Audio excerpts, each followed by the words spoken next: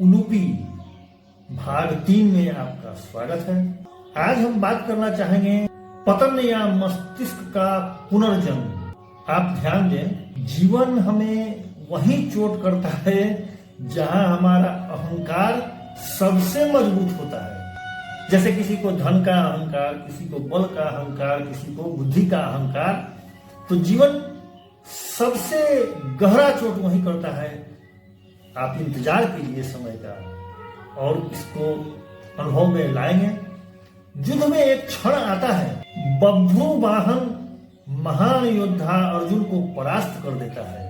अर्जुन को था कि मैं महायोद्धा हूं, तो वो परास्त होते हैं और फिर उपस्थित है उलूपी।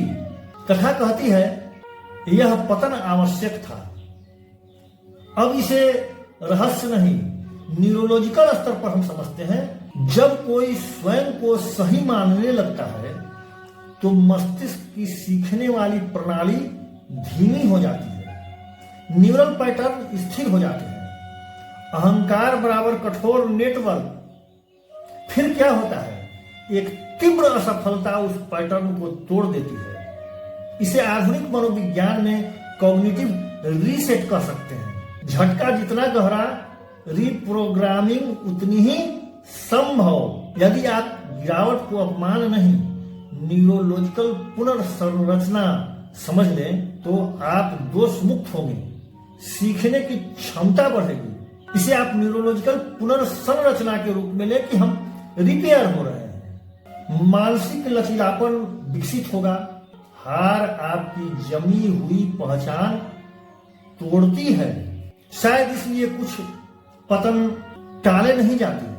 अंतर्ज्ञान हर बार बचाता नहीं, कभी कभी गिरने देता है ताकि भीतर का जड़ अहंकार टूटे और चेतना पुनः जीवित हो। अब अपने जीवन पर दृष्टि डालें। आपकी सबसे बड़ी असफलता क्या वह भी दंड थी, या आपके मस्तिष्क की पुरानी संरचना का अंत था? गिरना हमेशा हार नहीं होता।